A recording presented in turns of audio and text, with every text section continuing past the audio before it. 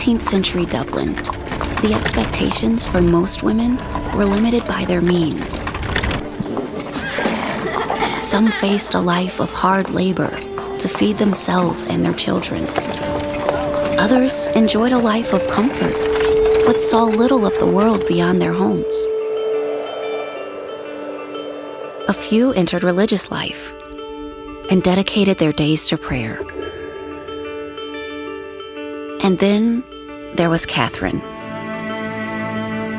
Catherine McAuley had known both privilege and need. But her deepest joy was caring for those the rest of the world ignored. For her, Jesus was more than an icon. He was the inspiration of her life.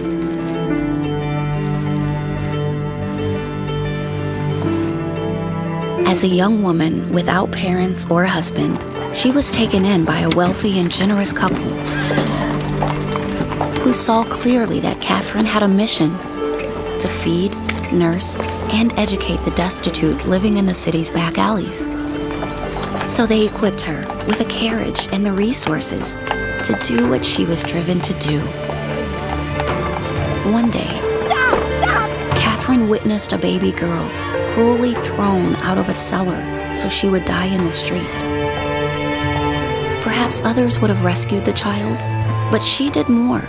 She raised the baby as her own, as she would do for many other children in the years to come. This willingness to do more than care, more than save, is a gift she passed on to each of us. We desire a lifetime relationship with those who entrust us with their care.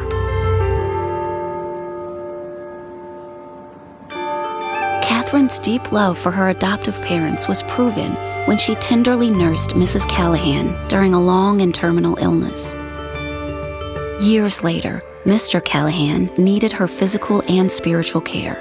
She gladly offered both, anxious that he would be at peace.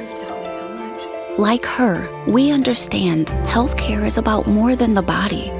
It is the care of the mind and soul as well. At Mercy, health care is a spiritual ministry too.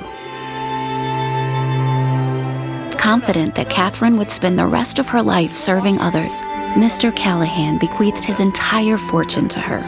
With the resources God provided, she decided to build an impressive 3-story house. It would have room to teach up to 500 children, shelter 100 homeless servant girls each night, and be a residence for single women who desired to serve there. When it opened its doors in 1827, it was christened the House of Mercy. The house still endures, as does its purpose. With over 40 hospitals and 40,000 co-workers, Mercy extends the healing ministry of Jesus. And our desire is to keep growing. Catherine and the women working alongside her became the Sisters of Mercy. Unlike most religious orders of the time, they were not cloistered. They walked into the back alleys every day to meet the needs of women, men, and children. Because of this desire to go where they were needed, they became known as the Walking Sisters, and their ministry grew quickly. Like those sisters before us, we are still taking healthcare where it's needed most. With new and emerging technologies, we can now serve more people where they are, in their homes, schools, and where they work. This provides a new level of both care and comfort. Catherine believed the purpose of life was to more fully experience the love of God and then freely share that love with others. No matter what the need, care was to be offered with respect for the dignity of each individual. This kind of ministry was to reflect God's mercy and also share it. Catherine wrote that for those who serve others in His name, God's mercy would grow with our growth and strengthen with our strength. This is our same hope today, that we would faithfully live up to the standard Catherine set and the name we bear.